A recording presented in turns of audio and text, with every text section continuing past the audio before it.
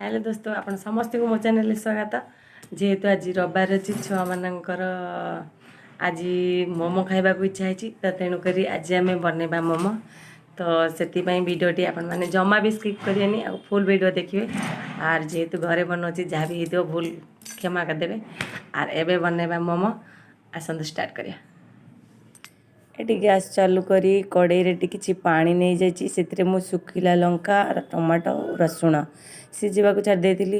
तो सीझी सारा एवं टमाटो दुईटी चोपा छड़द भलसे दुईटी जाक टमाटर भलसे चोपा छड़देला आम ग्राइंडिंग जार रे रसुण सुखिला लंका टमाटो आउे अदा नहीं ग्राइंडिंग कर छाड़दे। ये अटा लुण पानी दे अटा को भलसे दलीदेवी आ छोट छोट आकार गुला बनईदेवी।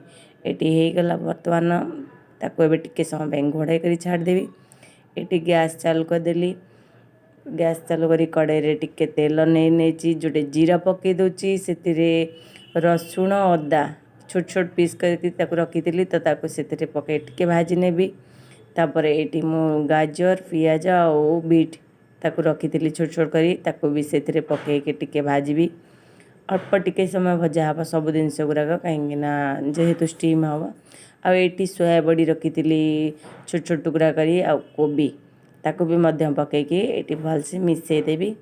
मिसईकी टिके भाजिला परे से हल्दी गुंड लंका गुंड आउ जोटा कि मसला गोलमरिच टिके दे गोलमरिच गुंड देती आ मसला बोले किसी दे नथिली। टमाटो सॉस सोया सॉस आउ चिली सॉस ये तीन सॉस ये ऐड करी कहीं किसी मसला दबा को भाभी कि मसलाटा मत जेहेतु स्मेलटा भल आसबानी तेणुक खाली soya sauce chilli sauce tomato sauce एति ऐड कली आ ब्लैक पेपर टी ऐड कर देची। तो ये बर्तमान भाजी भलसे गले लुण टिके देदबा स्वाद अनुसार लुणटा भूली जाइली एवं मन पड़गला तो से लुण टे दे भलसे भाजी नवा। ये रेडी हो सारी आमर मोमोर मसला देखो केते कलरफुल है।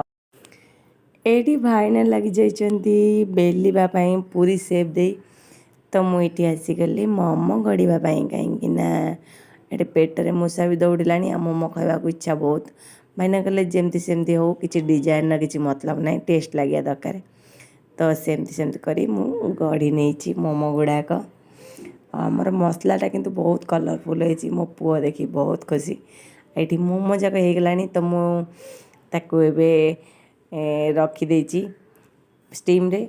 तो स्टीम है देखा मोमोर केमती हो तो फिर से मुझे गढ़ा को लगिगली मोमो कहीं सब जगह गढ़िया को पड़ो पूरा जितक सब जगह सारीदेबू। तो ये मोमो देखो होगला गोटे भाड़ी आउ केते सुंदर भी देखा जाउछि किछि फाटिनी गोटे केवल फाटी जाइथिला। मोमो होगला रेडी या बाहर करनवा चटनी आगुरी प्रस्तुत होगी अच्छी। तो ये आम या टेस्ट करवा आपण मैंने प्लीज कमेंट करेंगे केमती होती। ये मो झील टेस्ट करी मोमोटी कहला बहुत भल।